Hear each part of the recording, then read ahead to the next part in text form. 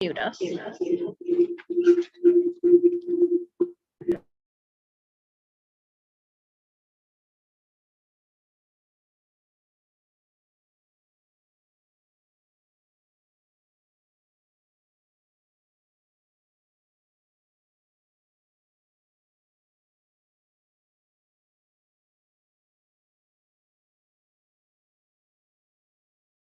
Cheers.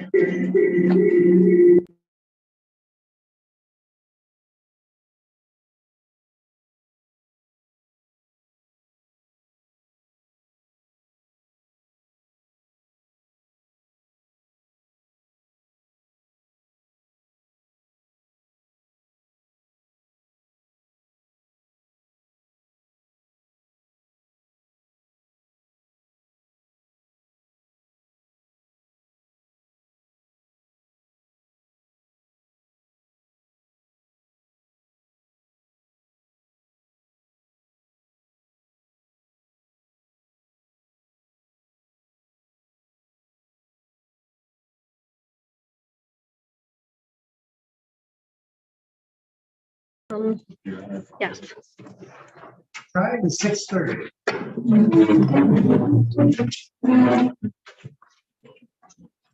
I pledge allegiance to the flag Of the United States of America and to the republic for which it stands, one nation, under God, indivisible, with liberty and justice for all. Yes, that's all he hooked up. The first item on the agenda this evening is approval of the minutes from March 14th. Are there any requests for modification or changes? I'll make a motion to approve the minutes from March 14th.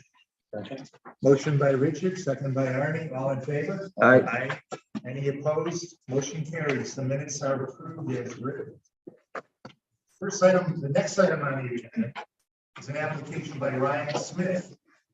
This is intended to set a date for public hearing. It is a two-lot subdivision located at 5546 to 5590 North Burdick Street, all on one tax map number 086-2-8. Somebody here on behalf of Ryan. I'm here, I'm right. Hi, Ryan. Hi, good evening. Good evening. Do I come here? Yes, you do. Okay.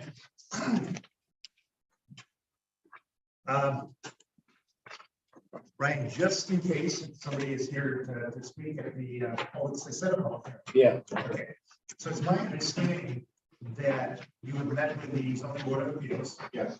And that you have represented to them that the house on the west side is now going to be completely removed, Yes, not just the back wall. that's correct. We provided two options to the zoning board of appeals, and they preferred the option that put the house on the east side of the road. Okay, so am I correct in saying that from this point forward, the application is amended to include the removal of the house on the west? Correct. This is the house closest to Burdick. Correct. Okay. Well, they're both on Burdick. It's the one. What? Closer to. Closer to the turn. I got it. Yes. To the The canal. variances that were granted were altered slightly because it was going to be a zero lot. It's no longer a zero lot line in the back. It's 28. Yes. And then the front, because it's the house actually down a little bit, it's closer to the property. Correct. Okay, and that was exactly what we had talked about, so that's the way it was. Does any member of the board have questions of the applicant? I do, and maybe he can clarify. I probably should call to Kelly or something to get clarification. But the conditions imposed, not a front yard variance of 17.7 feet. Is that for the new house that you got sketched in on this? Actually, the existing garage is closer than any of the proposed setbacks for the new house. Okay. So the variances, right, we based the variances on what the structure that's closest to all those lot lines.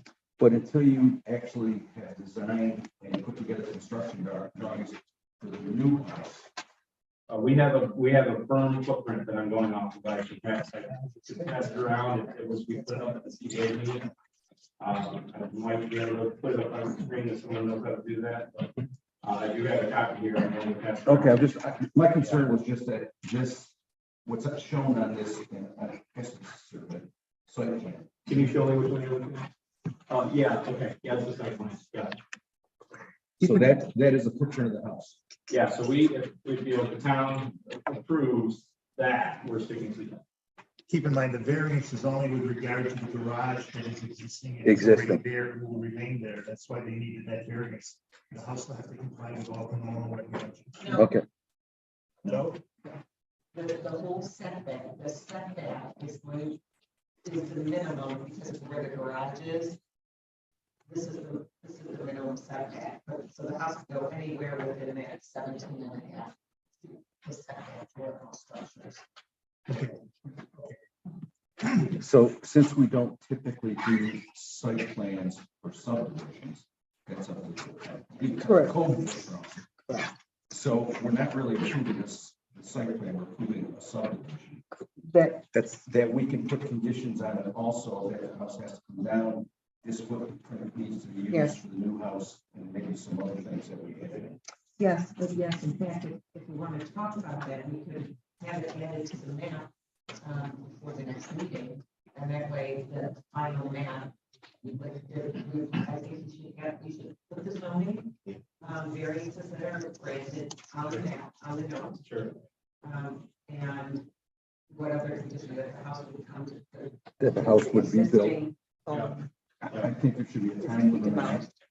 There should be a time limit on it, a year, 2 years, whatever. well, that'll come with the building permit. You mean to demolish the house? Yes, Oh, that would be fine. okay. And the other thing is typically with subdivisions, we ask for building envelopes. And since we now have variances, that would be a nice thing to see on the subdivision. We could do that. The building envelopes for each property, yes. we routinely do that for large subdivisions, multi-home subdivision. But since he's going to be building something new here, it might be helpful.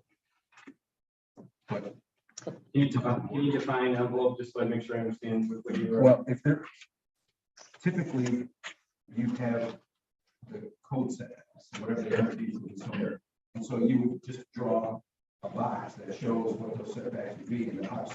The building will go anywhere within that. Since you have, with the variances, it's different than standard setback, so it'd be nice to see what the setbacks are. So we have that, this drawing here, and it's also the same exact one that we showed the ZBA, so we're planning on continuing to go forward with that. And it shows dimension off each property line. Is that the actual subdivision map though? And I don't have a subdivision map, but this is the one that we like to pass around, what we use for the Is ZBA. there a surveyor?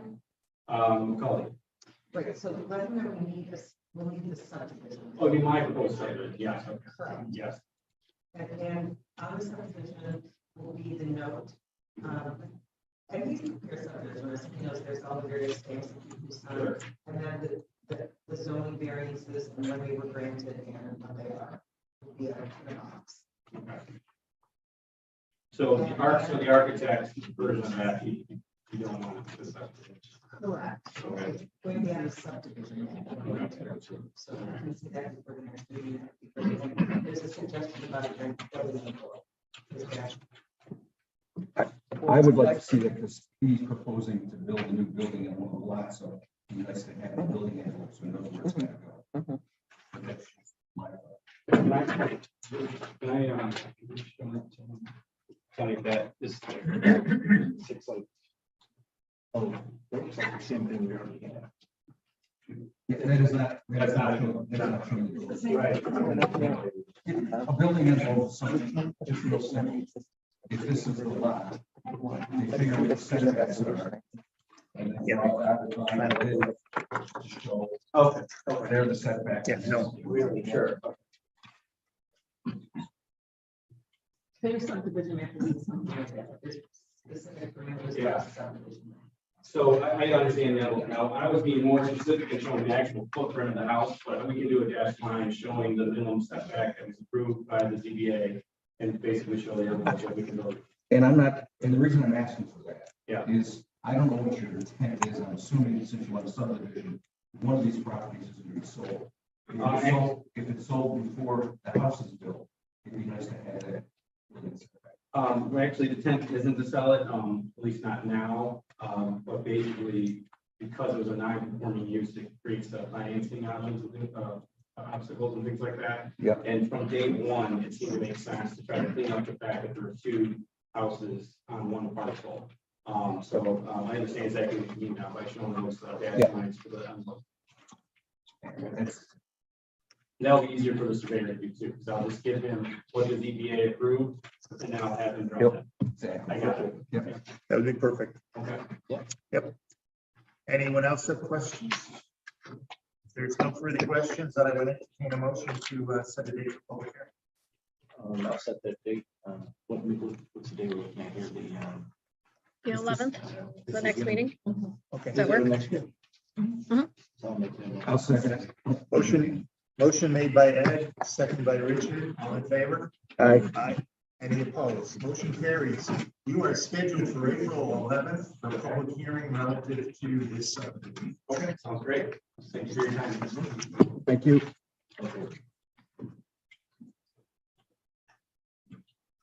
The next item on the agenda is the application by Harrington Homes for a 34 lot subdivision and site plan approval.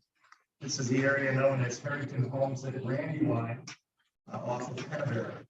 This is all on one tax map number, 109-2-7.1. How are we doing today?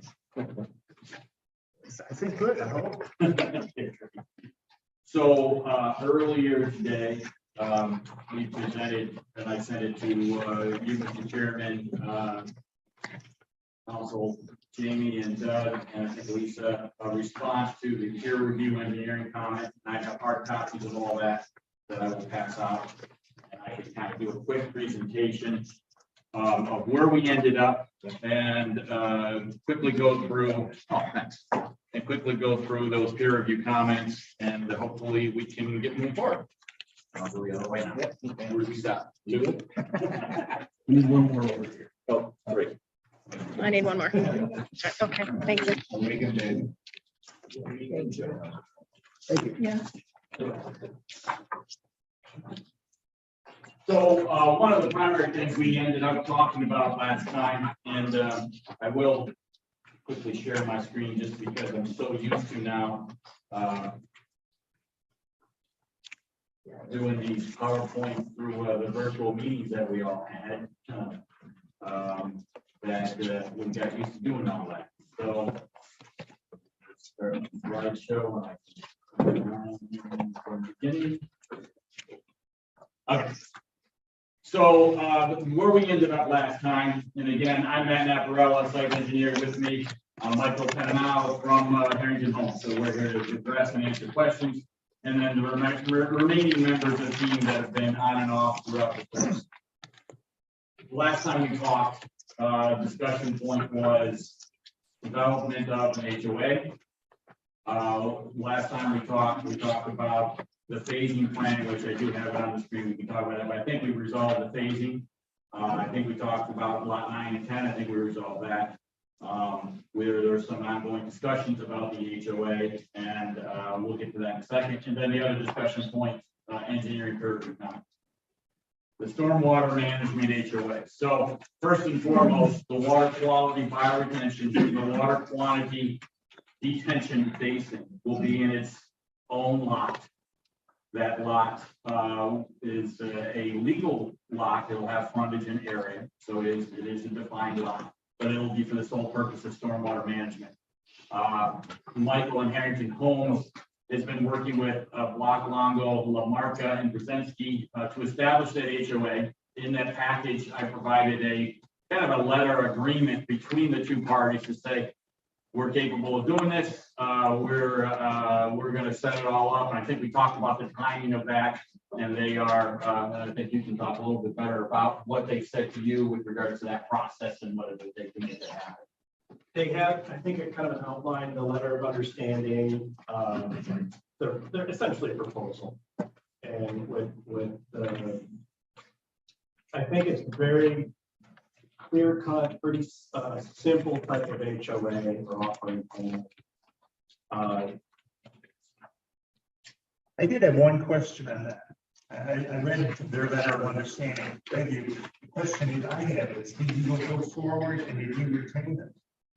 We're ready to execute this right now. We're just kind of hoping that we would gain approval with that as a contingency, of course. Well, it's a step in the right direction. That's what we were looking for, so, yes. My understanding is you're responsible for the retention until the entire project is done, and it's turned over to the HOA. That is my understanding that that's how that would be. We have to, and correct me if I'm wrong, we have to keep that permit open until that is completed and close that permit, which at that point, it would, my assumption would be that that's when the HOA. So in the construction sense, the phasing, and that's why phase one includes those stormwater basins. Those would be constructed right at the beginning and act as the water, part of the erosion sedimentation control plan. Part of that is we would open up a notice of intent with the DEC. That notice of intent doesn't really close out until we have a complete project stabilization. So that means not only that basin, but the phase one, but the notice of intent is needed for the entire 34 lots. So the DEC wants us to maintain that, keep that open as a ongoing speeding permit for construction projects. So part of that is, as Michael said, is that permit has to stay open. Harrington Homes, as the project applicant and owner, has to keep that permit active until everything is done. It's an enormous capital investment, this project. Yes, sir. And it's going to be contingent on the ability to show that people who might be affected by the costs, whether people who live around the area. That's one of the things that could stop it from going to phase 3, 4, and 5. So as I say, I'm an engineer and I tell my clients, I'm not the risk taker, but he is the risk taker. The developer is the risk taker in any project. And he does his due diligence as the board has done their due diligence to talk about that well criteria. We've brought in our expert, Mr. Stoner, who talked about that. And I think Michael and Mark Harrington are comfortable with that risk at this point in time. So they understand. And phase one of that, the town has controlled that risk by phasing this and saying, okay, let's get the results of these first lots. Before you can go further, we're going to review with codes and town engineer and say, look, this is what we got as results. Department of Health also, we talked about is they also, the check valve, Department of Health has to approve any at each individual lot with regards to source of water. So you know, that's how that checks and balances will work. But certainly the risk is here and they are the risk taker. And they're fully aware of it. Oh, I'm sorry. Matt, other than the stormwater basin, that's on the lot. I'm looking at that, I'm seeing it, maybe I'm wrong. Are there any other easement areas? Yes, there'll be conveyance easements along both. There's swales that go across between lots, and so that new subdivision plan does have those easements defined, and they will be meets and bounds for easements. But and the HOA will have, that'll be part of the HOA is those conveyances as well as that ownership of the bio retention and detention. Once it's built out in the. Correct. Okay. So each individual lot, there will be some lots that have stormwater easements, and that is the responsibility of the HOA to maintain those conveyances. Correct. And typically what we would ask for is for the town to also get access to those easements. Absolutely. Okay. So both the storm basin and. Yes, that'll all be part of that. You know, the easement right will kind of put that language put forth as well as, you know, the lot creation, that the town has the ability to oversee and inspect and essentially enforce upon the HOA proper maintenance if there's any issues down the road. And where does the water drain off the property, off the project? So I think this one shows it the best. So again, we're kind of sideways here. This is my fancy.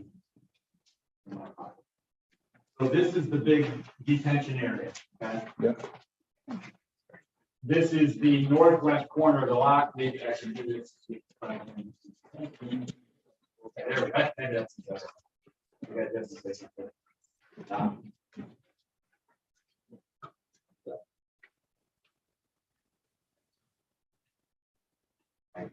I think it's great. That's what it's. All right. So down here, you can kind of see the overall development. Henry Road, the existing branding line. So this section is this piece is the detention area. Yep. Okay. So draining further to the north, and there is an existing drainage easement that exists off of the branding line of Hammerman. I see that, yeah. All right. So, and again, you have to remember. I'm sorry, I'm colorblind. I can't see red, so my lasers are green and purple, and it's a good one. So the discharge will be controlled of this great big basin, and that great big basin, the control unit of that basin will be reducing the runoff flow significantly.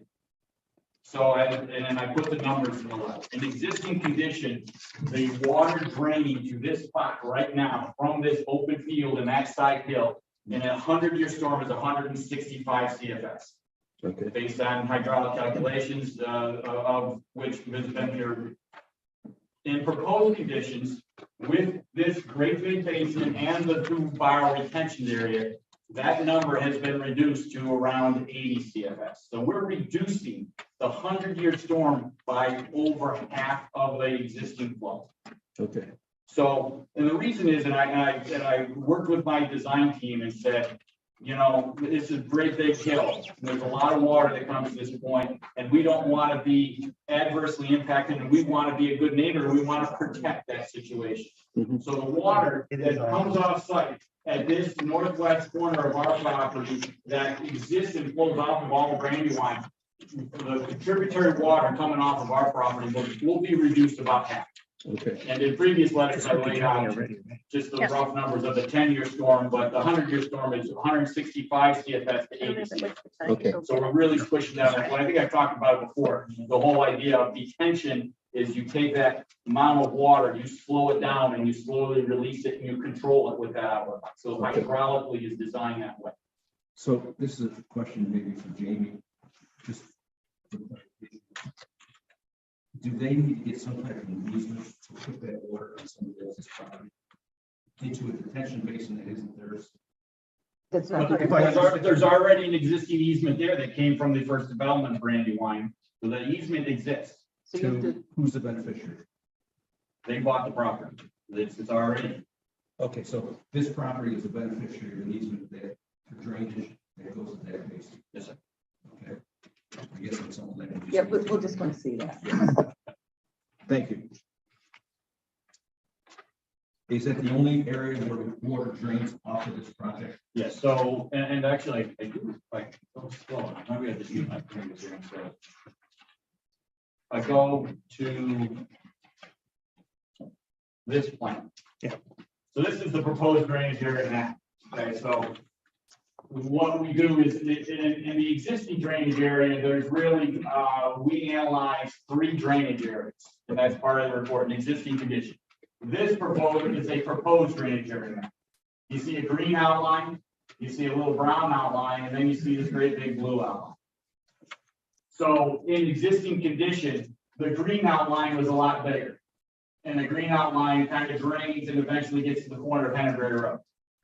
In existing condition, the brown area was a little bit bigger, and it took a chunk of area and it kind of drained into the back of some properties on Brandywine. In existing condition, the blue area was smaller. So in the analysis sense, what we did is for the contributory flows going to Henneberry by grading and by the development of the road system and the lots and swales and the cutoff diversionary trench, we made the green area smaller, the brown area smaller, and the blue area significantly bigger. Okay. So before we introduce the bioretention and the detention, the runoff from the blue area is greater. Okay. Then we take that flow and we push it through the basin and we put a little pinhole at the bottom of the basin and slowly release it. So then when we do comparative analysis, the green area has a reduction of flow coming to Hennenberry because it has less area contributory to it. The brown area has less contributory area to the neighbors here in Brandywine because there's less area to it. You can actually see it's pretty small now. The blue area has less contributory flow because of the great big basin that we're putting there that's going to hold that water back and slowly release it. Okay. So Onondaga County DOT, one of the questions that the peer review engineer Doug Miller had was, have they reviewed our drainage analysis and are they okay with it? Yes, they are. Okay, all right. Yeah, I didn't read your 140-page SWIFT, so I'm sorry. It was good. Doug did though. That's why you shared. I thought you said you were coming. Well, I can see those colors. So I won't get into it, but when I graduated from college, I was going to join the Navy to join the nuke program and really make real good money. And I never knew this coming out of college. And I went as far, and they took me in to do the the physical to take me to Norfolk to kind of go through it. And the recruiter was, he's like, "You're colorblind." All right, so here I am. Sorry, Tommy, you didn't go on right. Okay, well, no, I appreciate you going through that. Not the colorblind thing.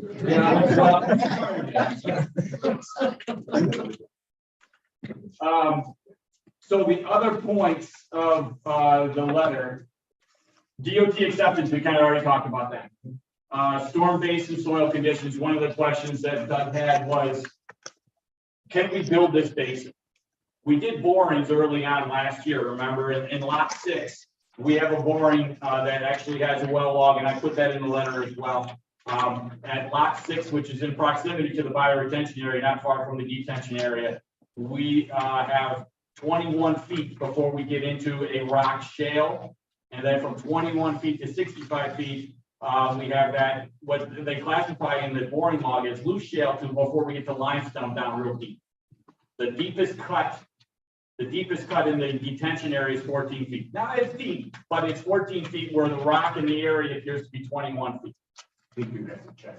Because you didn't put elevation down. And you're digging in the pond, elevation 863. And you're well along on that. No, you didn't. 898, so 898 minus 21 to 77. Well, and again, What's your basic? well, you're assuming that the rock is at a perfect elevation all the time, and we've got a great big giant hill. I mean, the 10 Oh, no, there's no question about it. So I guess my second part of that paragraph was that we don't have any problem. Again, the first thing we're going to be doing is test pit or do a hole in that area. We can do it sooner than later. But if we run into something that is not manageable, that we cannot remove by normal excavation means, we would modify that basin, meaning we wouldn't go as deep and we would make it bigger. It might affect one of the lots. And whether that is potentially, and I didn't even talk to Michael about this, if we can't form that basin the way it is, we might lose lot 9. And we have to make the basin bigger but shallower because we have to get to that volume, because we still want, the volume is the key, and the hydraulics will work itself out, but we need to get that same volume. So understanding, if we can only excavate down, say 10 feet, and we can't get to that 14-foot depth, then we have to expand the size of the basin to get to that same volume. But again, I think there's enough property, enough things to do. And the worst case scenario for Harrington Homes is they lose one of their 34 lots, which they don't want to lose because they've already worked on performance, but we have to provide stormwater to satisfy those criteria that's established in the scope. And we feel confident we can do that. And certainly I think one of the first things that we can do once equipment gets on the site is dig that test pit and say, look, and Doug and I can go sit there and watch them dig the hole, because we can get to 14 feet with a standard excavator without having to bring a boring rig out there again or anything else. And that would be part of the, the first step that we have. If we're, I mean, Michael's wagging his head that that's okay. At this point in time, you know, we'd like to just to continue forward with the understanding, we can put that as a condition. Dig that hole, prove to me you can get 14 feet at that spot. If you can't, modify the stormwater design so that you can still provide the satisfaction of the swim. Matt, we normally see the basin design, what your proposed basin design is gonna be. And I haven't I seen, have it proposed, we have it designed. you do, Yeah, fully designed. okay? Has Doug seen that yet? We have now cross sections that are in the package today. Doug asked for additional cross sections. Okay, We have the outlet control structure size that said 150 page, 200 page SWIFT document has the hydraulics of what that outlet is. I'd have to look at it, but it has an elevation of the orifice, it has a cross section of weir, and then it has an overflow down. But all of that is fully designed. okay, And it's in that SWIFT document. That's how we know that we go from 165 to 80, because it has to, that runoff water has to go through a hydraulic design. And the basin has to be sized for it. What I'm saying is, if we can't obtain an elevation, then we have to come back and modify it. We would, you know, we would do that typically with town engineer if for unforeseen reasons we can't reach. So I'm saying, you know, you gotta be careful because, you know, there's some history of rock in this area and we're well aware of that. But again, we feel that because of the terrain in that area that we're on Side Hill, understanding that the elevations change, but so does the rock shelf. So the rock shelf isn't going to be perfectly flat, it's going to follow it. At what point do you undo this? First step, once we get to construction, we bring the excavator has to build that basin, the first thing to do. So after we lay silt fence all around, the first thing he's gonna build before, you know, he might clear and start to get a dirt path to get back there because it's on the far west end. But before he lays any of the sewer line, before he starts constructing the house, the first thing he's got to do is give me that, and we call it during construction a sedimentation basin. But once he has that equipment on site, we'll dig 3 holes in that area and verify rock.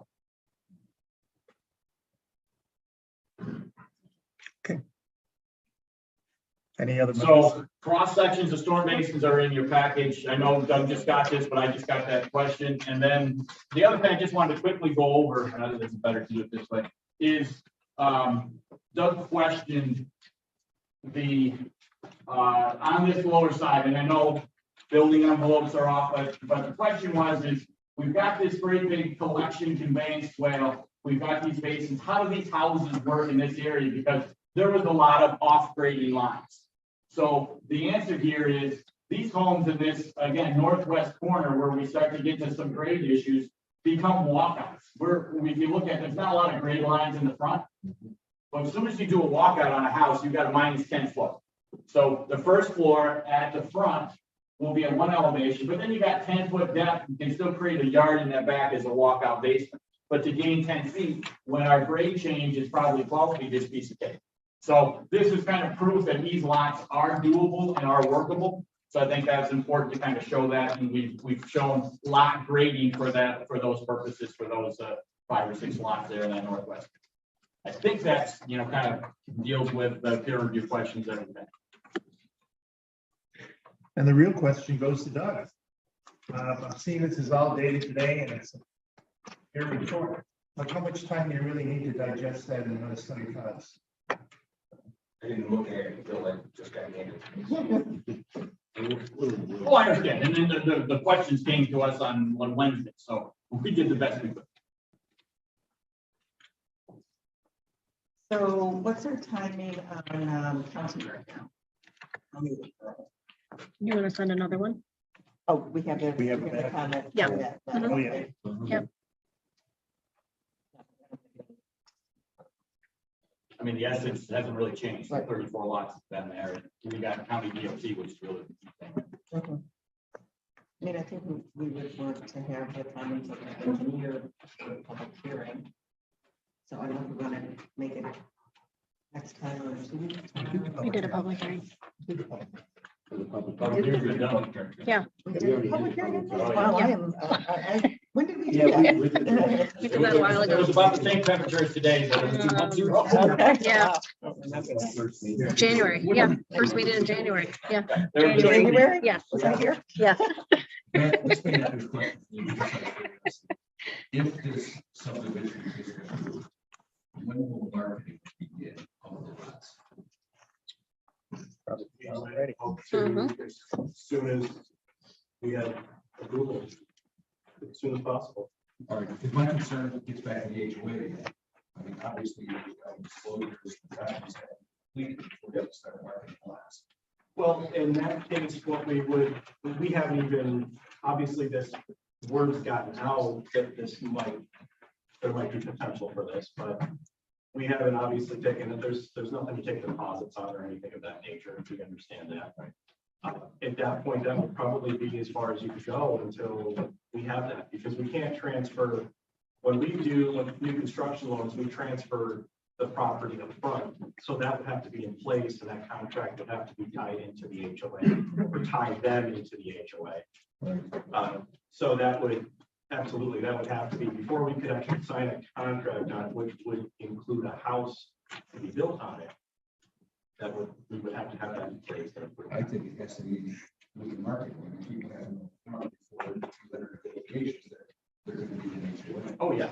I mean, we can certainly do an Condition of approval. subject to that, Okay. but I think, is it feasible that if Doug needs a couple weeks at least to review this, can your attorney send draft HOA documents, understanding they're not approved by the Attorney General, but to get them for us to look at?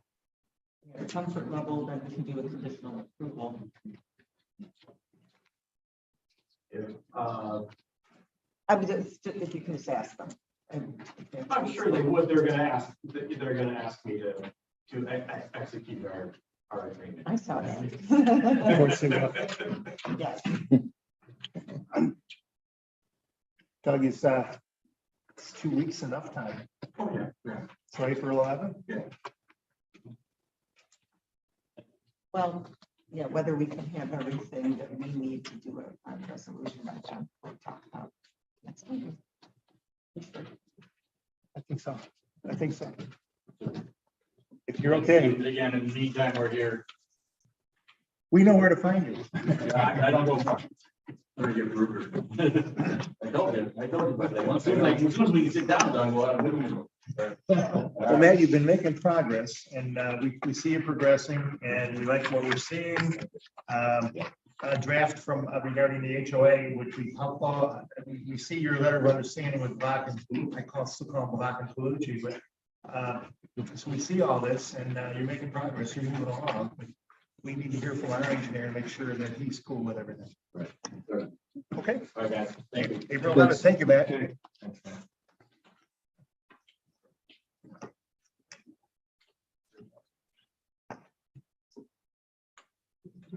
We cannot proceed here because plus it's not for the 30 day. So we have done the Okay, okay.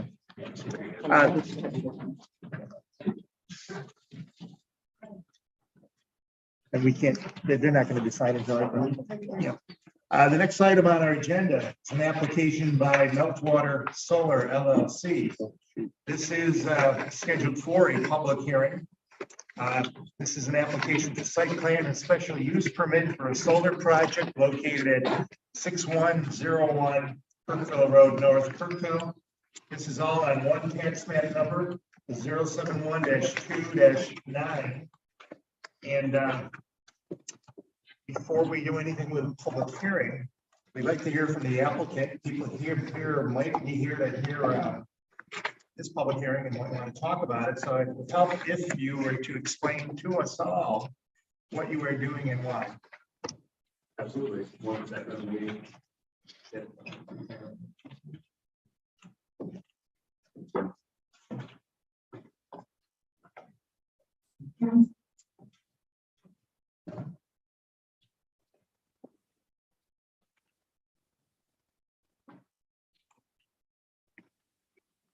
Anything further? We're gonna, we'll get a response from county. So good evening, everyone. I'm Jim Geddes. with Then we Central should Street schedule Group, this.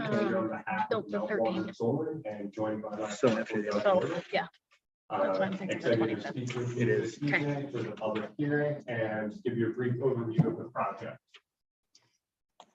So we'll start with a little bit of a project overview, go into the design, some changes we've made since the last meeting to incorporate some of your initial feedback. The array of interconnection, landscaping, and some of the benefits. So Meltwater Solar is a community solar project here in town at 6101 Kirkville Road North.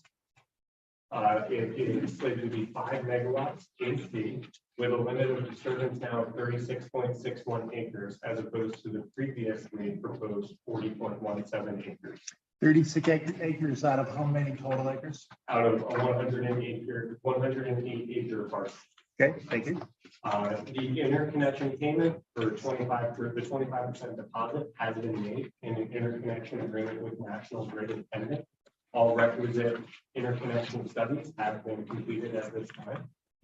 From an environmental standpoint, the wetland delineation is complete. No wetlands or streams will be impacted. This has been corroborated with both the DEC and the Army Corps of Engineers giving their approval. SHPA consultation is ongoing, so that is the historic and cultural consultation with the state. The U.S. Fish and Wildlife Service has deemed that there's no adverse impacts to wildlife as long as tree removal is conducted between October 31st and March 31st. And the New York State DEC has deemed there's no rare or state listed species or significant natural communities at the project site. So from a design and interconnection standpoint, so last meeting, we had the array area going behind the pop house.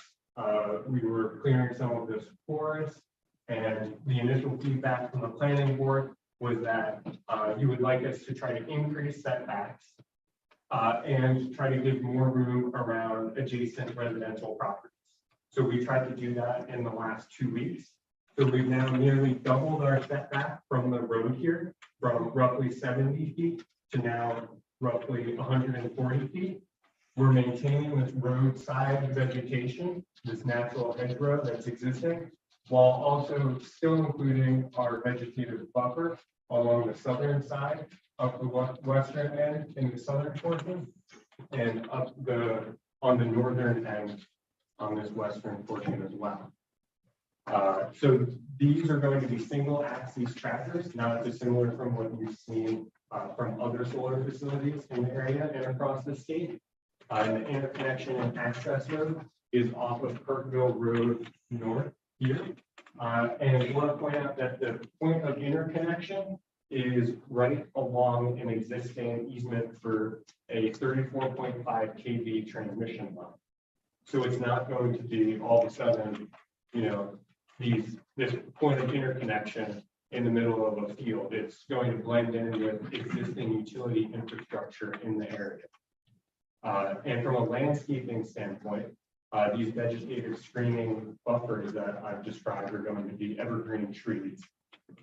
And even more excitingly, within this limit of disturbance, as you call it, this roughly 37 acres, we're going to plant pollinator habitat, which is a program we co-developed with the Cornell Cooperative Extension.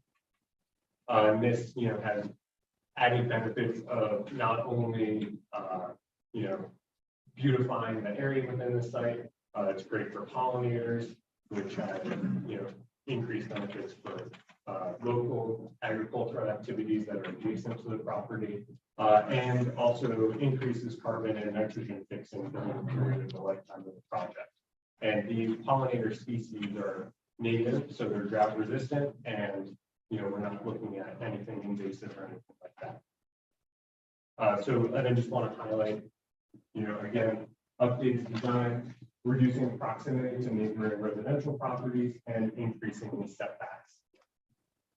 So some benefits: creation of locally generated clean energy here in town, increased tax revenue for the town of Manlius, contribution to our state's aggressive and ambitious renewable energy goals, increased resilience of the local grid with the upgrades that we'll be completing with National Grid, and improve soil and agricultural productivity for local farmland resulting from the pollinator habitat. So, very excited to be working with the planning board here this evening and looking forward to the public hearing and hearing everyone's thoughts and feedback. Can I ask you a quick question on those? Those aren't the actual panels that you'd be using, correct? No, Do you have a picture of what you're actually be using? a diagram. Okay. So now the actual picture of the panel. No. So are you saying the setup, meaning a single axis tracking system, Yes. and what that looks like? Yes. It would look very similar to this.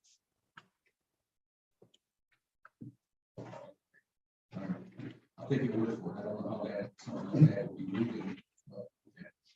Well, the post here that's anchoring it into the ground would be more centered. So then you could have those panels pivoting as shown in the diagram here. But otherwise, it would be very.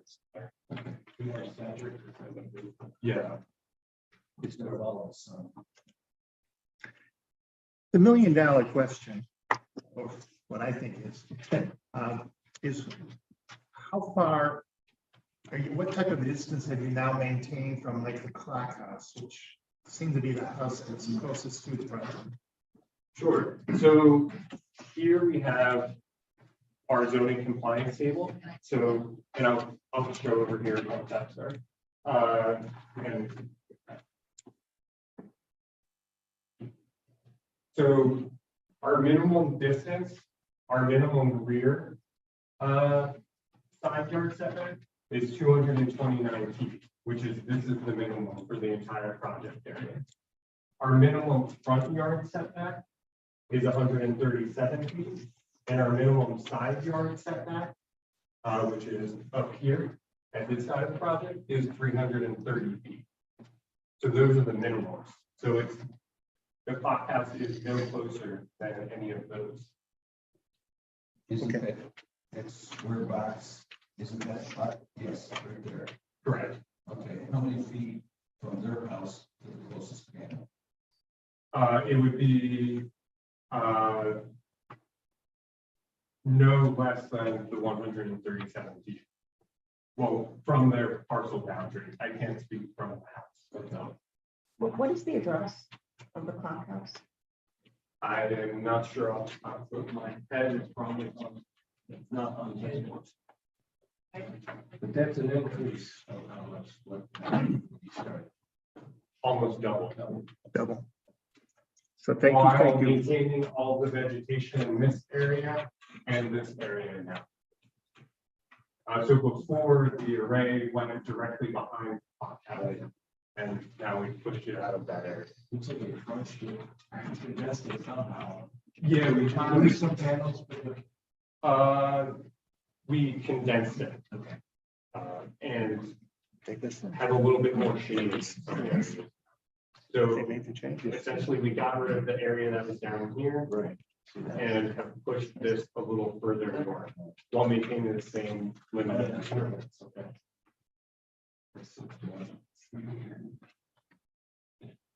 Now, you mentioned vegetation, but I think last time you were mentioning trees.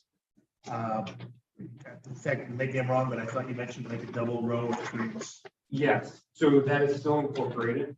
That's along the southern boundary here, going up around the corner along the western side, ending here, and restarting again on this side of the access road up through here. So that can be seen on this map as this dotted area. What kind of vegetation? Will be evergreen trees. So normally a mixture of white pine, hemlock, and things like that. Okay. Thank you for explaining what you're doing. Madam Secretary, did we publish notice of the public hearing? You did. Gonna waive the reading of that. We got a motion to waive the reading, Okay. second by Richard. All in favor? All right. Any opposed? Reading of the notice of publication is hereby waived. I would entertain, well, one step back. We normally proceed forward with seeker before we open a public hearing. In this case, I think we're not quite ready to do seeker. So we'll do the seeker after the public hearing is completed. Yeah, we have notices out on the agency, so that has to happen, and we have public comments. Which are all needed. Okay, so time-wise, we've got to wait. I think we're expected.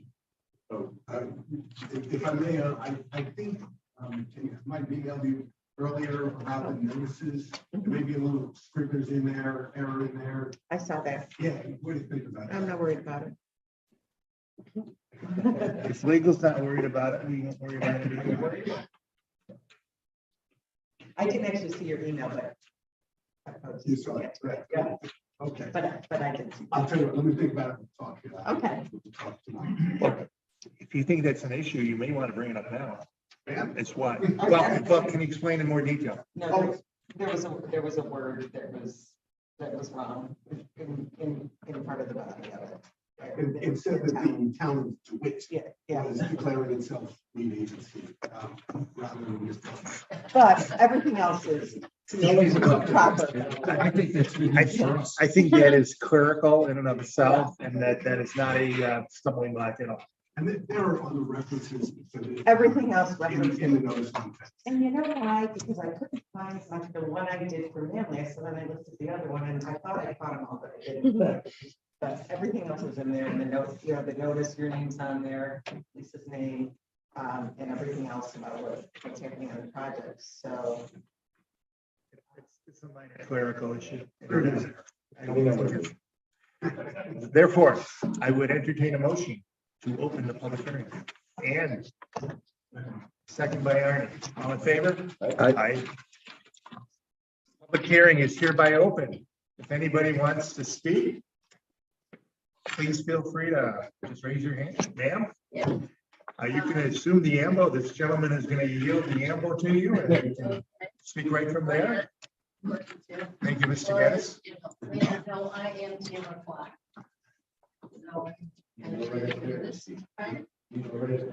Oh, really? Yeah. Well, I just got a lot of questions.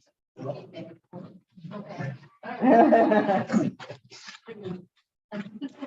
First one is, what about the saturation? yeah, Issue? so Because that is, it's a mile within the acre. we are within. Do you want me to say that, or how? Well, I can answer that question for you. Okay.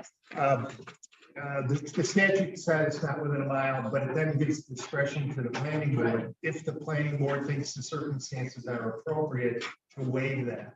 And that'll be a consideration that the planning board will make. Yeah. Okay, we'll be deciding whether that's appropriate to waive that or not. May I speak to that question as well? Yes, So I think on that note, at our last meeting, we also talked about posting capacity.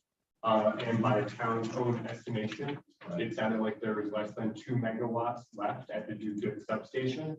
And I was able to confirm since our last meeting that our project is in fact the last project in the queue. There are no further projects behind us. And in addition to that, I want to highlight that we are already abiding by more than double the required setbacks in the code. We're preserving existing vegetation and screening along the road and the adjacent residential properties, adding additional vegetated screening. And want to note that, we're close to this other solar farm because there are a lot of considerations that need to be taken into account when developing a project.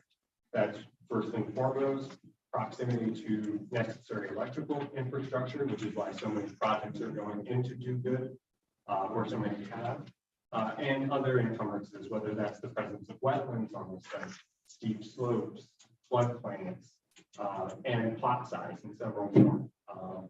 So I think all of those are, things to take into account for why this project I think is worthy of approval.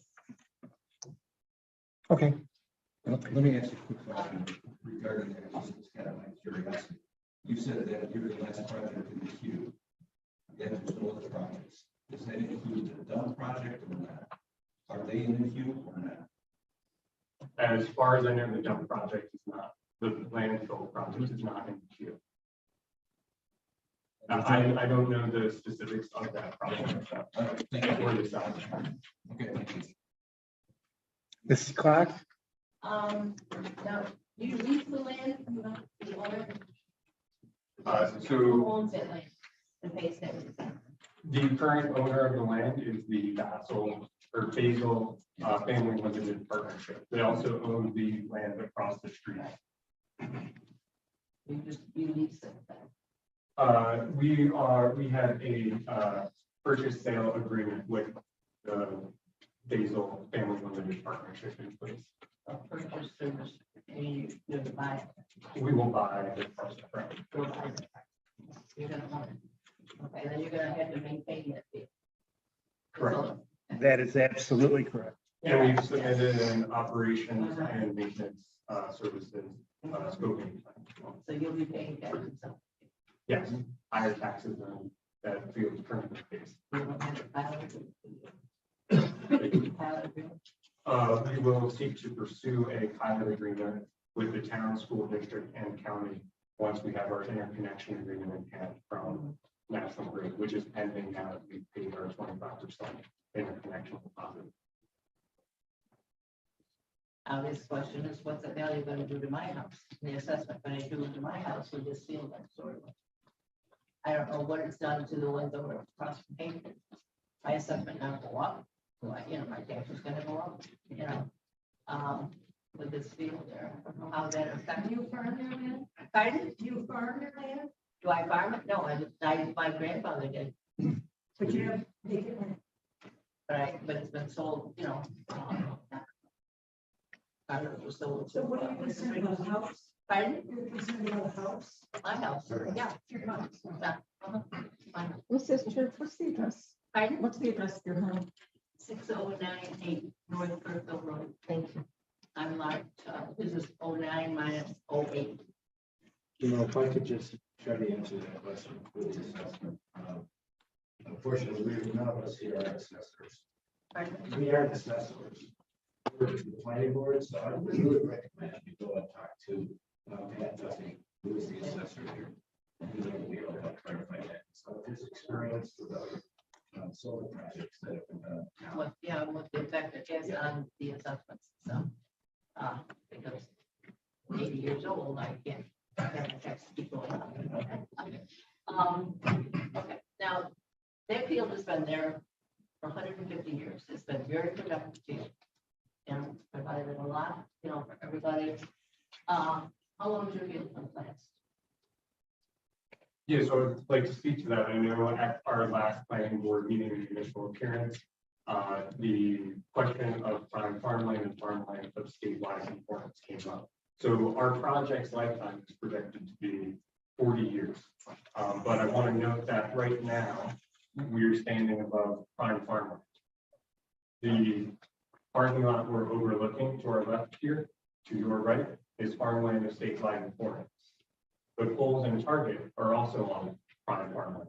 40 years from now, and I'm not a betting man, I would bet none of those areas are going to be agricultural land.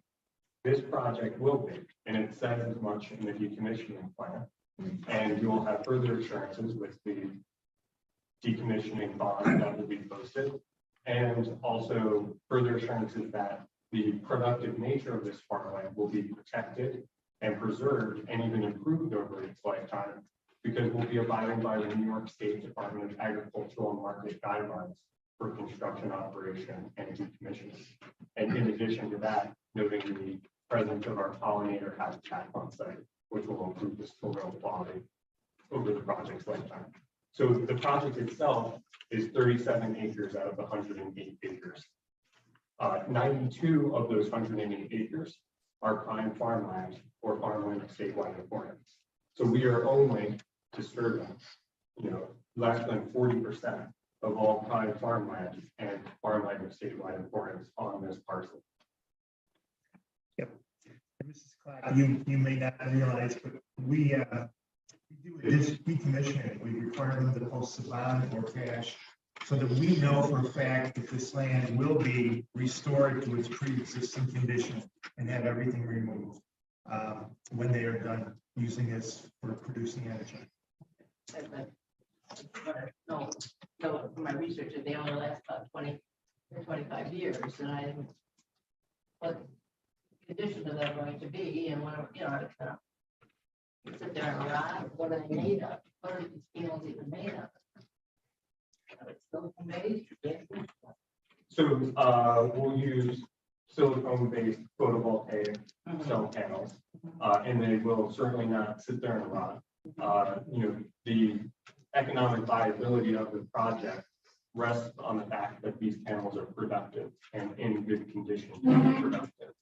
And, you know, we have to prove to the town as a part of our approval for the special use permit that we have a sufficient operating and maintenance plan in place that will be carried out. And there are terms within the decommissioning plan that if the project is not productive for a certain period of time or other possible conditions, if any of those conditions are met, then it would be incumbent on the operator and owner of the project to decommission.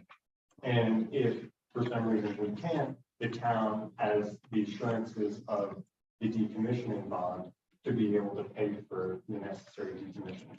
So you will not in any instance have a rotting solar facility behind your house. And Sammy, correct me if I'm wrong, but I think that the town also has the ability to go in with certain circumstances, remove the facility, put a lien on the property.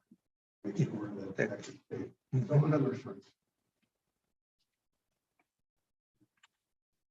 we talked about how much water is going to go out. Now, as you know, there's power lines that go through the field. You're going to be tapping into them, or what are you going to do with them? I don't know where your transformers are going to be, or how's it going to look like the ones that came. If I can show you here, so these are the overhead power lines going across, which are the 34.5 kV lines. So normally what you see in front of your house, what a distribution line is 4.5 or 13.2 kV. So these are, you know, substantially larger. They're more transmission scale lines than distribution. And it's not really, you don't really have the capabilities to automatically just connect into this. You would have to connect into the substation that 34.5 kV line comes from. So as with many of the projects in town, our POI, point of interconnection is here on site along the access road, right next to kind of the overhead lines where they go across Kirkville Road North. And from here, we will go south towards Do Good substation. And that's where we'll be. I don't know the exact address. I imagine it's not far from Do Good Park, but do you guys? That's where it is. Yeah. So those poles, you're going to be taking them out. I mean, These will remain, these, right? the overhead line here will remain. It's not, Okay. yeah, we don't own that. Right. Yeah. But we'll be using existing utility infrastructure from this point to. She's on the 3 minutes. And setting it back farther, isn't it something 30 now? So this is about 137 feet from the road to the first panel. Between that, we'll be maintaining the entire existing hedgerow that's along the roadway Right. and putting in a vegetative buffer as well, which wraps around this corner here over to this area here. There won't be any sound coming from. So the transformers, well, the transformers are located here. They don't really generate much sound. It'll be the inverters, which are located here and here. About 150 feet away from the inverters, the sound level that they produce, which will keep mind you from 10 AM to 2 PM. They won't make any sound at night because the facility is not generating any power tonight. Yeah. So in the middle of the day, their peak decibel levels will fade into the background ambient noise more than 150 feet away from. So if this is nearly 140 feet, you are well beyond that 150 feet threshold. So essentially, you won't hear it at all. We've got all that swamp in back there. That's all And to the swamp. north, correct. Yeah, and the canal down there. The canal, you don't have any, you're backing up, I don't know, like the canal. Yes, so we're maintaining that portion there.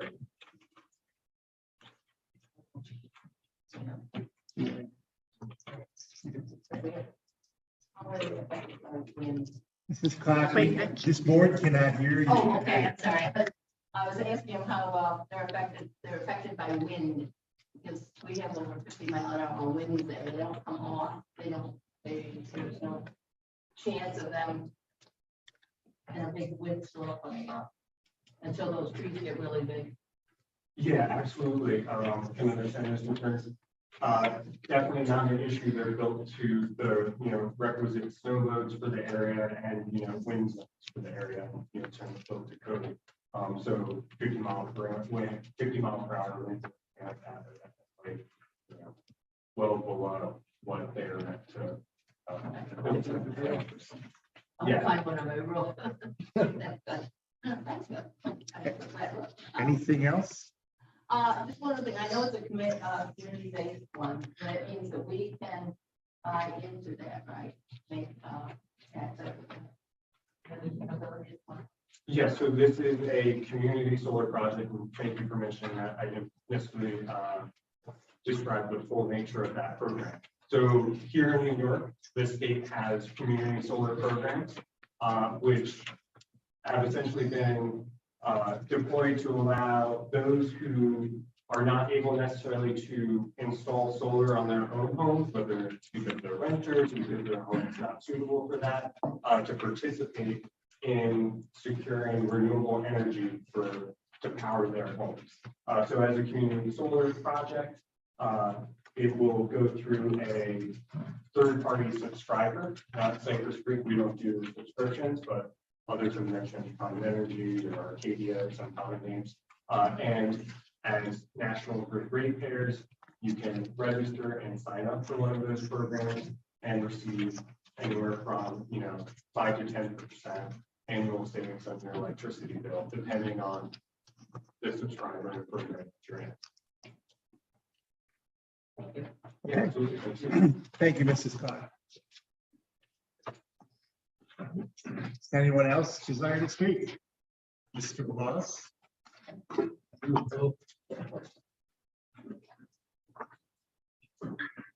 I Skip Loss, I live in beautiful downtown Kirkville, next to the crash plant swamp. So it doesn't really bother me much as far as my personal area is concerned.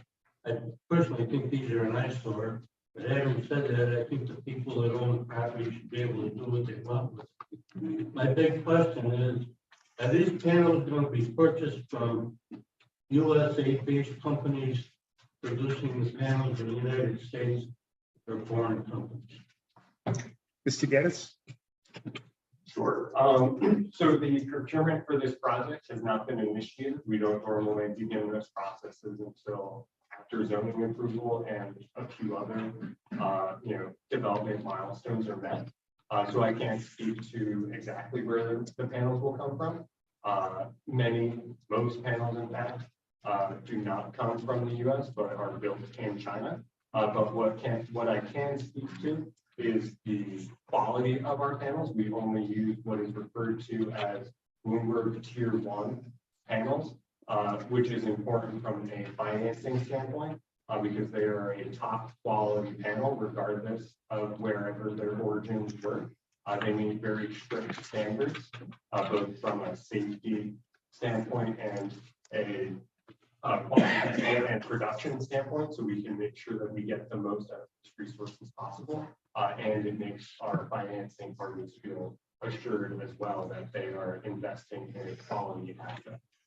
Thank you, sir. Can you- So is that something the board can address? I would answer it in that all of the developments that we've had today, I do not know that the United States is actively involved in producing these panels.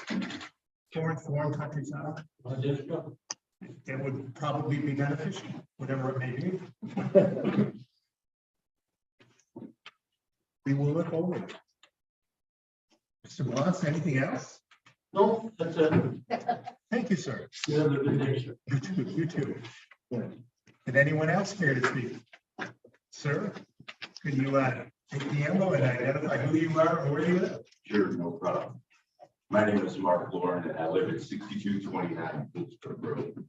And I'm going to come at this thing from an entirely different angle, actually from above. If you back this up one, and I'll just give everybody a little shadow.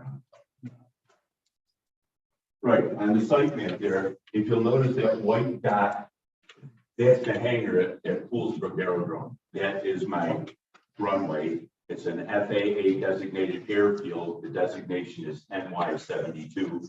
And this entire solar array is going to be in my traffic pattern. So what my questions are: reflectability. Is it going to be blinding if it's tilted a certain degree? Is there any electromagnetic disturbance for radio interruption? And I'm also interested in not only reflectability, but thermal. Thermals in the air are updrafts, downdrafts, that sort of thing. Given it's like flying over a parking lot, which is similar to what this thing's going to be. So there's going to be a lot of thermal activity on a hot day. So I'm wondering how it's going to impact my safety. Well, I already know what it's going to do if there's any thermals generated. But I'd like to address it. And as I said, it's an FAA designated airfield. It's been there for 31 years. So we need to make sure that when Marky flies his little airplane, not get bounced around. And I'll be able to hear somebody on the radio. Those are my questions that I would like to. If I could address the points. You can, but could you also address the issue of whether you got FAA approval? Yes, so I was going to start off with that. This project, we've already saw approval from the FAA and for the determination of no hazard. So we are. I haven't even been notified to this point, and I'm on their sectional and I'm registered, so gosh, they didn't ask me anything. Well, I'm more or less happy. That was a point that Doug mentioned in his comments of the application so far that we received yesterday, was where our communication and coordination with the FAA stands. So more than happy to share the determination of no hazard with the planning board. On top of that, want to note that solar projects, they're meant to absorb solar energy. So by their nature, it would not be helpful if they were just a bunch of mirrors. This is a photovoltaic project, not a solar thermal project like you might find in California, where they have all these mirrors up and they're trying to concentrate it on a central tower and do some kind of molten salt thermal power generation. So we want to absorb as much sunlight as possible. So they're all doing that, correct? Like the other one over at Acres Street on there or something like that. Possibly, I can't speak to. Oh, I thought you were. But then on top of that, all of our panels have an anti-reflective coating. And many solar projects have been situated close to airports and highways to date, and it hasn't been an issue. So even at their most reflective, it's roughly in line with what you would find from a natural water body. So it hasn't been shown to be, present much of an issue to date. And from a thermal standpoint, not only important for flying consideration, but also for the clock house, because some people have worries of, well, is this going to now be a heat island?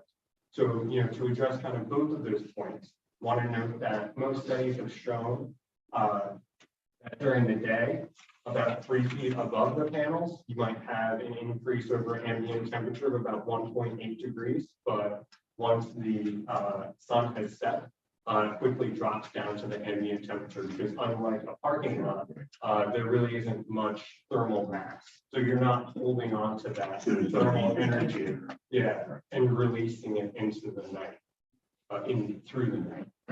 So, from a thermal standpoint, either there shouldn't really be, any issue. Then when the FAA grants you your approval, do they take into consideration airport site marks? They definitely should, especially if it's in an Oh, yeah. FAA register. Yes. Yeah. So he has a number called NY72. And I've worked on other projects that are very close to other airports and also received determinations of no hazard for those. To date, I don't know of any solar project not receiving a determination.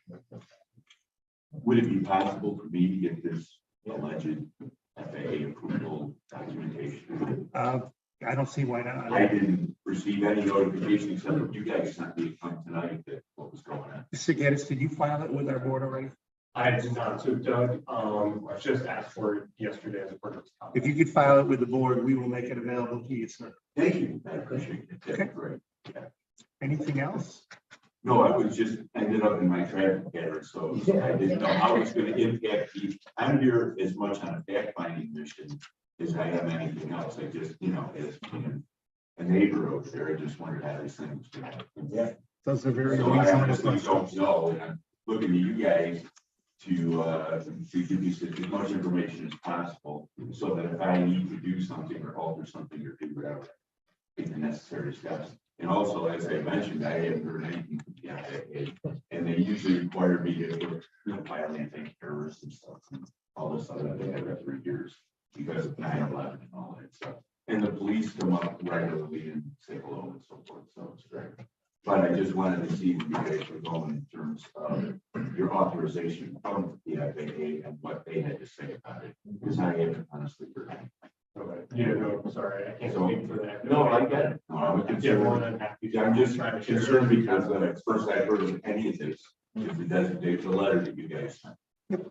Yeah, invite me here tonight. Well, thank you, sir. Thank you for coming. Yeah, and that's pretty much right now the only, the other question. Okay. Your last name, sir? Lauren, Lauri. Mark. And I'm on the register. 1,400 feet. It's 09 degrees, 27 degrees. So it's east-west. Just pretty much like you see on here. You see the green? Right there. That's it. And that little white dot there is my. Is that near Kennewood? Is that the? No, around the corner, Poolsbrook Road runs into Kinderhook. Right. Basically, where you see it, it's landlocked all the way around. There's nothing near it. Right. And this is the first thing that's showed up in 30 years, so. Oh, yeah. Yeah, I'm here to find out what's going on. So, but no, I've been landlocked and pretty much, enjoying the place for the last 35 years. Okay, folks, I think we got to move on. Items on the agenda. Thank you, sir. Are there anyone else who desire to speak? Is anybody online waiting to speak? I have nobody online. That being the case, I'll make a motion. motion by Richard, second by Ed to close the public hearing. All in favor? Aye. We are closing the public hearing. You still have to wait out a few things. Yeah, we have to do secret. And we're gonna schedule this. Wait.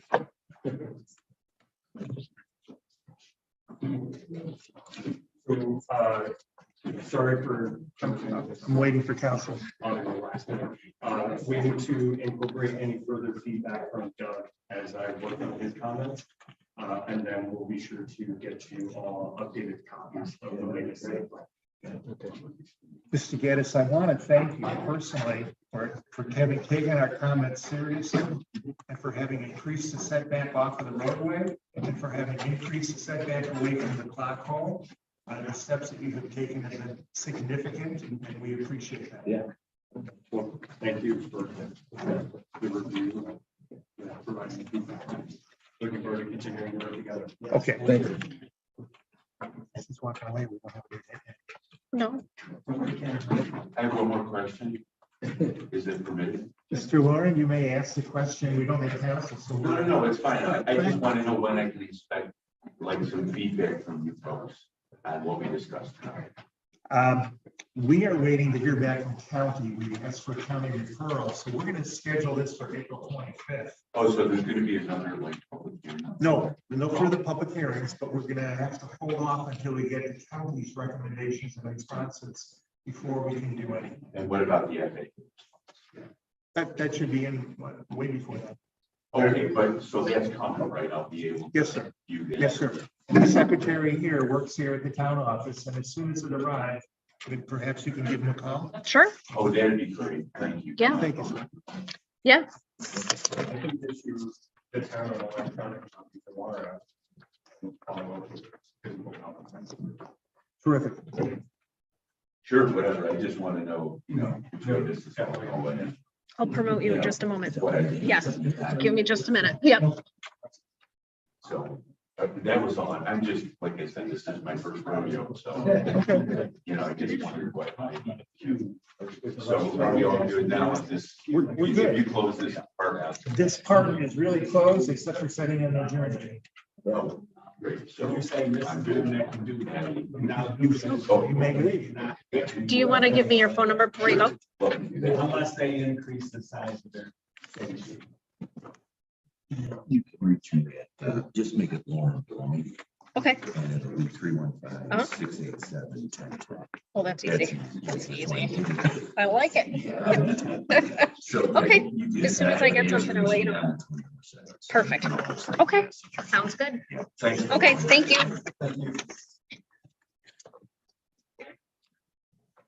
Mr. Bloss has provided me with reports of what companies do make solar panels here in the US. In the US. Yeah. All right, so we are rescheduling this matter for April 25th. We should hear back from county by then. We can discuss at that point. Okay. Okay.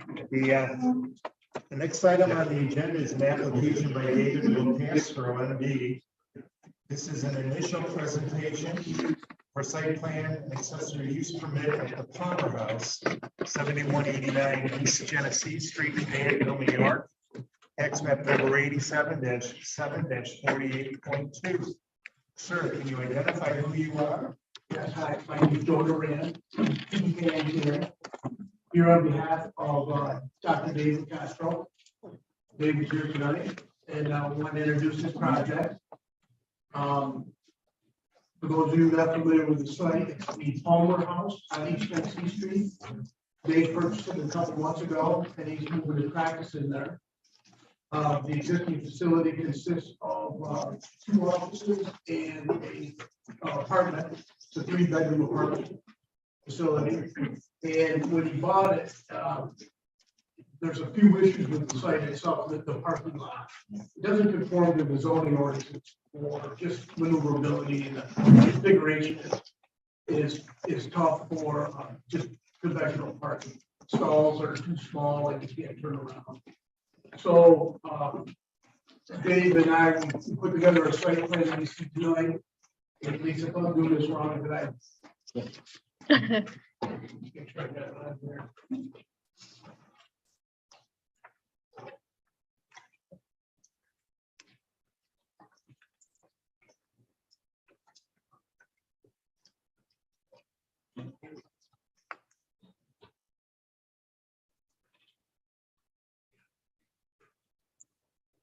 Am I doing it as a panelist? Yep. There we go.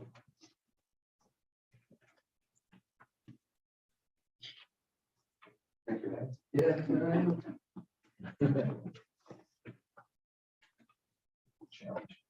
Do you have a share your screen function? Yeah. I do this every time. How far are we from?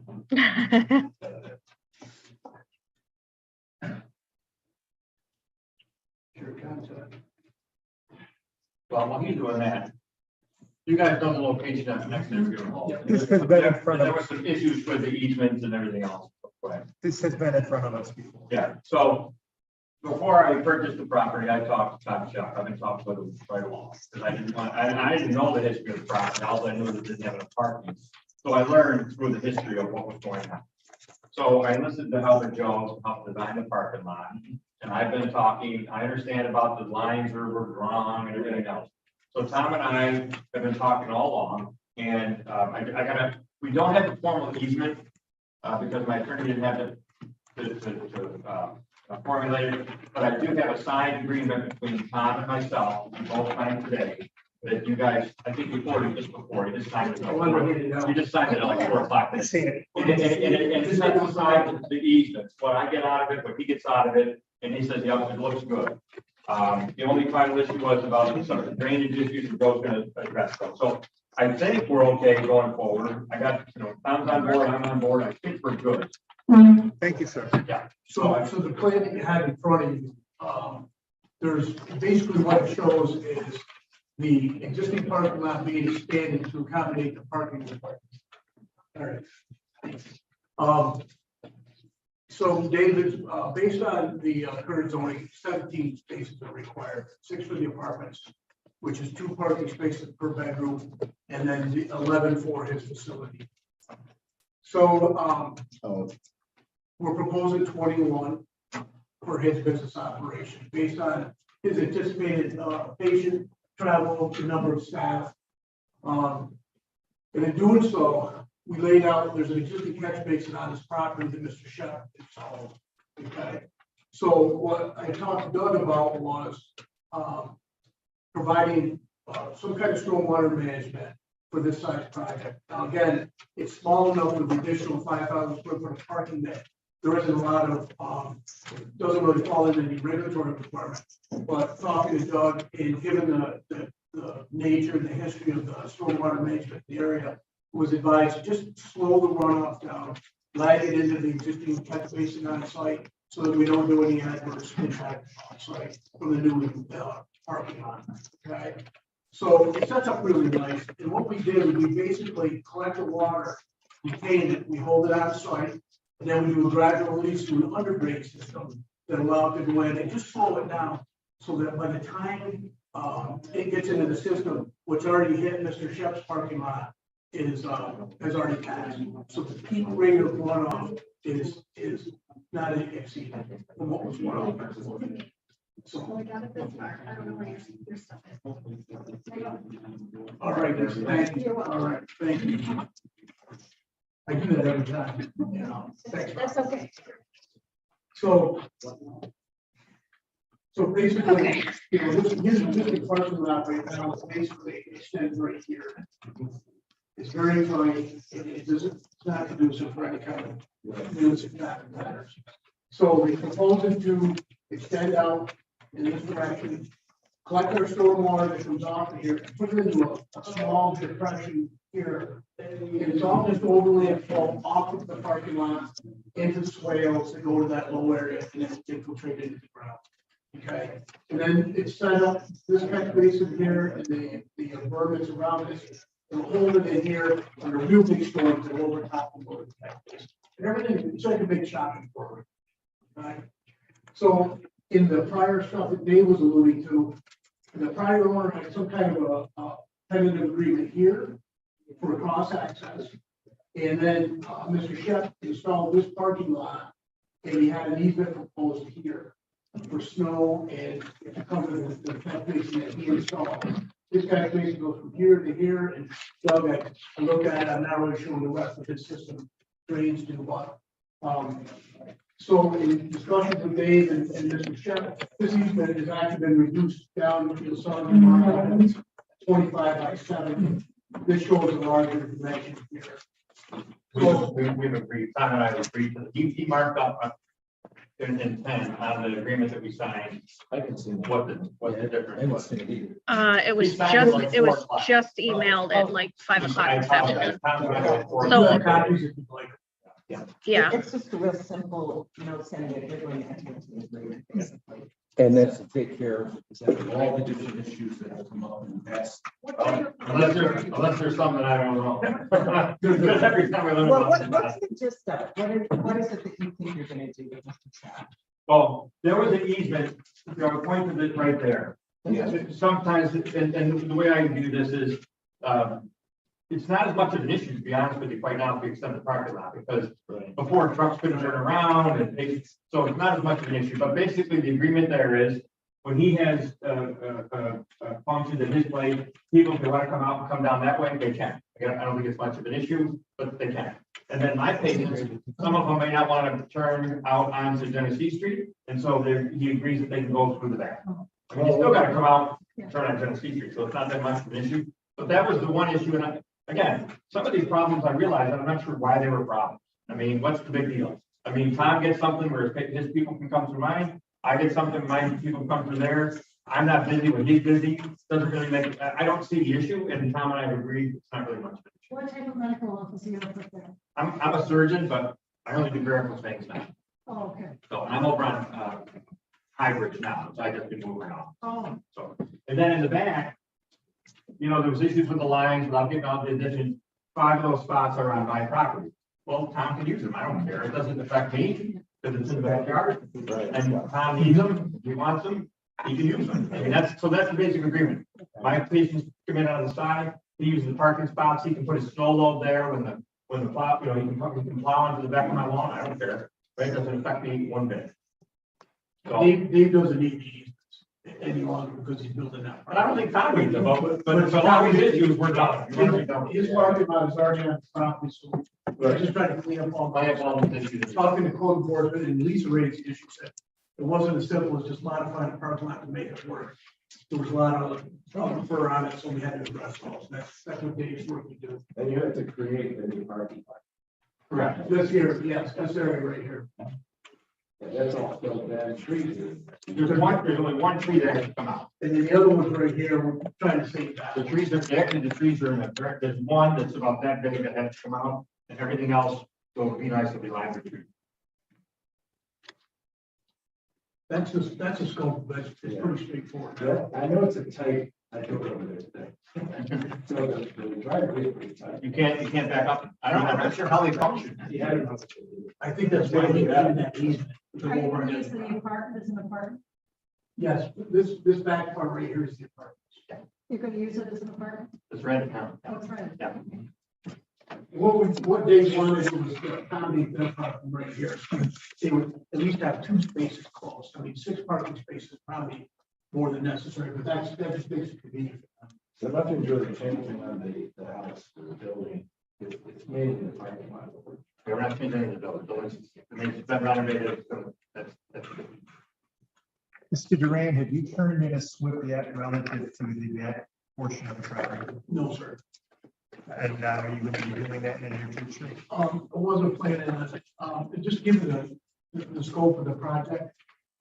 We're gonna do the erosion sediment control plan for constructing the silt fence. The whole property is less than an acre, and we're only disturbing like 5,000 square feet. So the idea here is to do a simplified drainage where we just flag it like I described. The disturbed areas will be topsoil, seed, mulch, and there'll be silt pressures. But there's no drainage study or anything like that. I wasn't proposing to do one. It's that simple. But Doug and I have talked about it. If you need something more assurance on that, I did write a letter to kind of describe what we're proposing. I sent it to Doug just today. He said maybe something for the plan, the drainage cut. This one's pretty simple. I can give, it doesn't want to sweat. Erosion sediment control plan with silt fence. We have those details included in our drawings. Okay, if you make Mr. Miller happy, you make us happy. Okay. I think he runs the place. His schedule. So just arguing, Tom did call me, Joe did call me, I'm sure I can tell the group that he's comfortable with what's Comparative Chapter and Joe. And then that's confirmed with heat it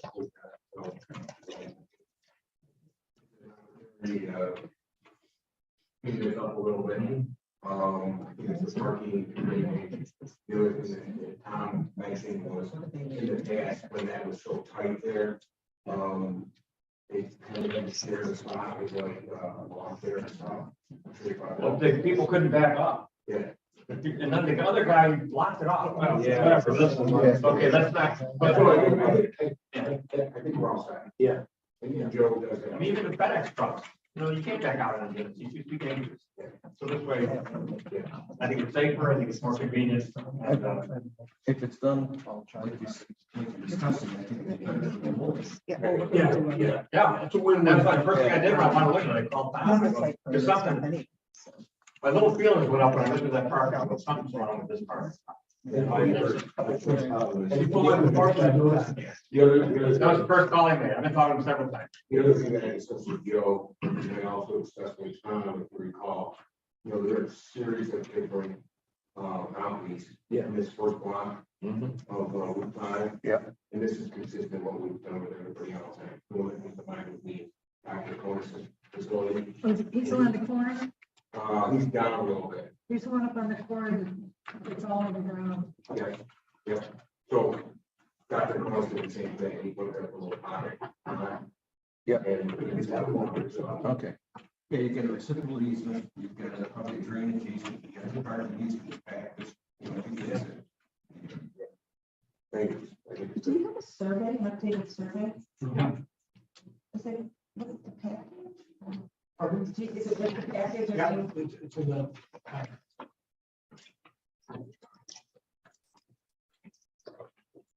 It's not.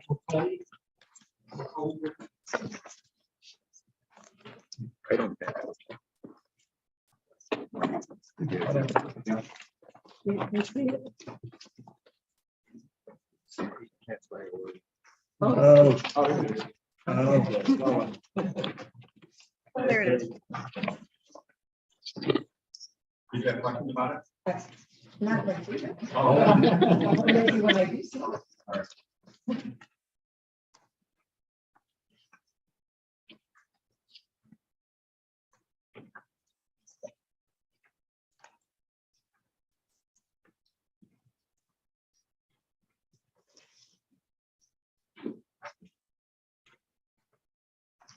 Okay. Thanks.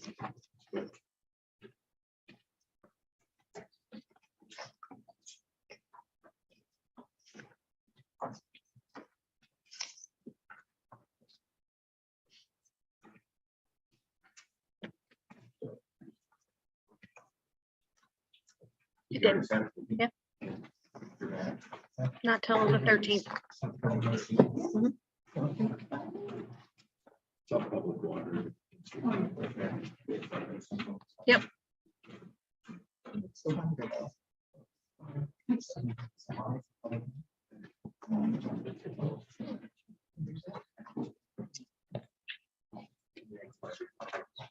Did any members of the board have any further questions?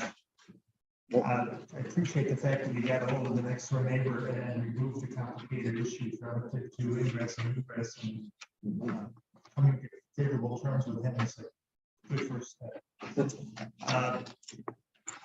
I think we're ready to schedule a public hearing.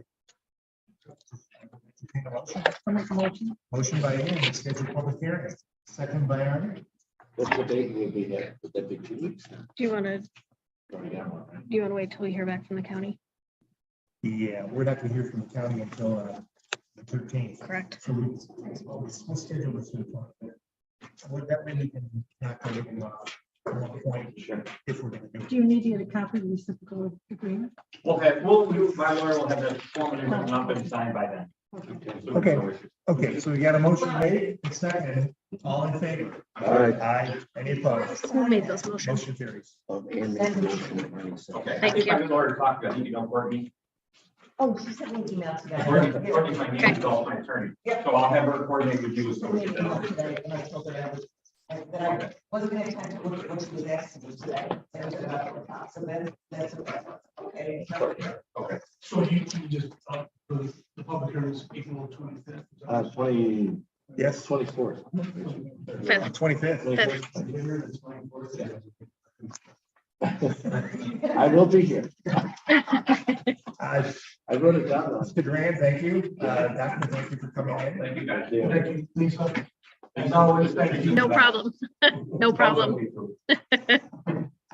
have one matter of other business. But one of them deals with the center where they disapproved the zone change. We were gonna make we had talked about making a recommendation to zoning board of appeals relative to a favorable recommendation for a variance on setback. But we didn't do that, it comes off. What's this on now? Is that the medical center where they needed the zone change? Oh, yeah. They agreed to go to N. Yes. And because of going to NS, that required them to move from 25 to 50 feet. Yeah. So at this point, it's in front of the zoning board of appeals and they had no recommendation at all from us. So I think if we really were gonna make a recommendation, it would be appropriate time now. Okay. To make it a Well- 25-foot. Well, a Setback. couple of things I guess I would comment on that. So it can go on the zoning board meeting for this cycle, or it can wait. I know that one of the things that was being discussed was whether they might be able to put the building in a little bit different place to avoid the setback variance. Right, John?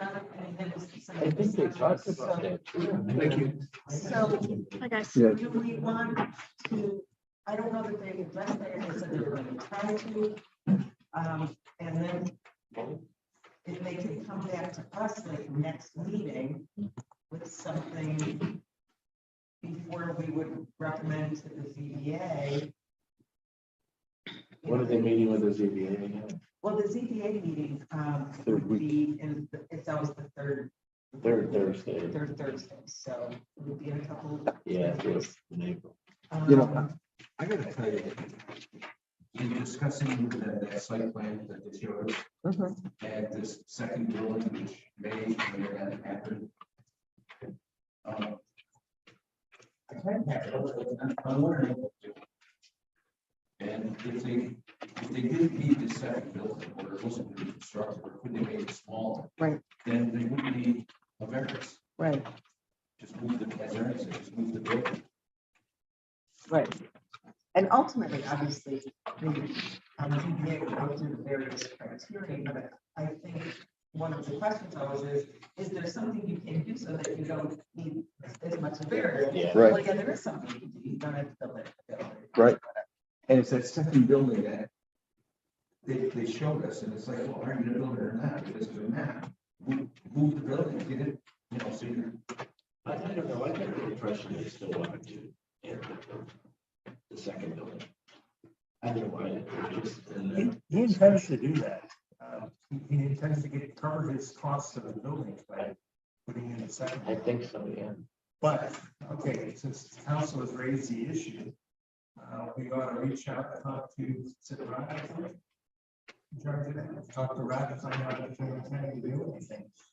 And we can raise this issue again in our meeting on April 11th. If you want to, or do you want to ask them to come in with their proposed site plan, it's all very speculative, but we discussed it. And To move the building instead of the variance for the setback. whatever you would want to discuss. I mean, But what we could do, so we're actually, I can go ahead and tell Debbie to publish. So it'll be on the ZBA meeting in 3 weeks. We will meet before then to make a recommendation. Right before that.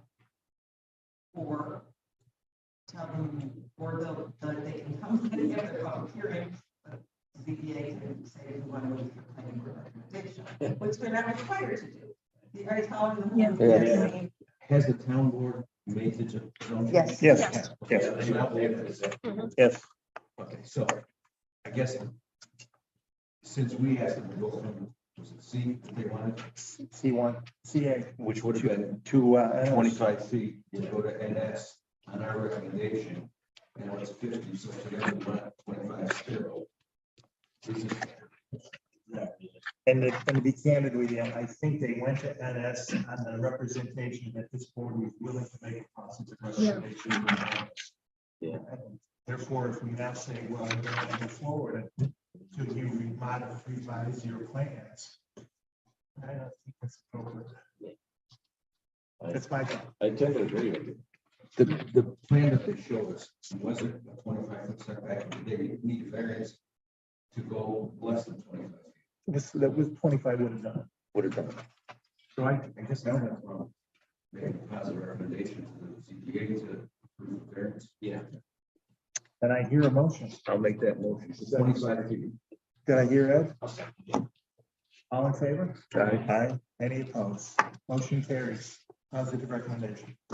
That's easy.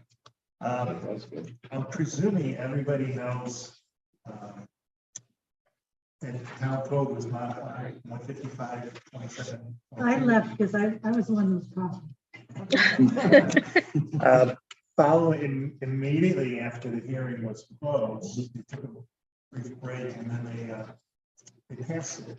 So I think we need to have an understanding that our town board is strongly urging solar development, and that they do feel there is a mandate for solar development. In one respect, I'm a little confused because it appeared that mandate was regardless of whether or not there's screening and regardless of whether or not there's 106 neighbors who have complaining about the site. So they kind of disregarded that. The question I've got is, why did we pass the brand new code that still requires screening and satisfaction of neighbors? But I think we're just going to continue to march on the way we've been doing. I think what we're doing is appropriate. I think our questions are appropriate. And I think we've been removed from this one particular project because we asked questions. Well, also the next new town. And I think too, Joe, The next new town. Well, I mean, if they put up a new town hall over here, well, that's still. Well, That's energy owned by. it's not gonna be over. Not at The way this it's point. set up now. Because that's a business. The plan was that someone else developers would buy the entire property. Develop our town hall. At least having 30 or 50 or at least where it'd be less costly to the taxpayers, and they would own it themselves, so that they're not the referendum. That was a terrible meeting. It was really disturbing. But I would say, Joe, that I think you're right. We need to stick to our guns that we've been doing. And I would like to segregate what they're talking about because it's strictly private or strictly town property. And I think your attitude is correct. And that's, That's, And it does, it isn't something animal because it's some property, no lot. even though they did recommend it to the planning board. What is going to happen if they can't put their, Well, that's why I asked the question. I was curious. They may already be in the queue, who knows? That's why I asked. And he said that they're the only ones in the queue, so. well, it's not before this board anymore, so this board doesn't need to consider that at all. And I think we should continue doing the type of questions we do. They are appropriate. I think it's beneficial, more beneficial for the neighbors. And screening is important. And it's in the statute, and therefore, since it passed the new law, keeping it in the statute, we should continue doing what we're doing. Yeah, I agree. I agree. And hold the course. Okay. Now, I have a question on these solar farms. I know when I had a proposal, I came down and then the codes fellow told me, sorry, you're within, you're within a mile, so. it's not gonna- So I didn't want to, and I didn't want to come before the board and cause any trouble, so. So I, no, but the thing is, I think that law, that will out there or something, because I don't think it's right. Well, the mile. Yeah, I mean, But it's clear that this board has discretion. Right. We do. The board has discretion if the circumstances are appropriate and it's warranted. And in light of what the town board has indicated, that this is a mandate that we are dealing with climate change. We're dealing with a world that may not be the same for the grandchildren of the people that are here. I think they're not. I think that warrants more modification and that would warrant diminishing of that and of the 1 mile. Yeah, and if you think about it, that was when we first put that, the zone and code together in 2016. I mean, it was all brand new, fresh. These were ideas that the board and some outside experts had worked with the board out. It was a long process. We spent years and a half. Oh, easily, yeah. We're probably gonna find that, when the town gets its comprehensive plan, that there are gonna be sections of the town which are more appropriate for solar. Right. The only way you're gonna be effectively using it is forcing them out. Right. Valerie, if you read the minutes, Valerie actually raised that when we were looking at the solar project, that maybe we should wait until the conference plan is completed to find out if this fits. We haven't done that in the past. It does kind of make. Well, remember, there's no moratorium, so. Right. That's right. Without a moratorium, that's Yeah. not, we can't do that. That's right. We have to just keep Have to moving go forward. I on mean, it. the comprehensive plan is an animal unto itself right now.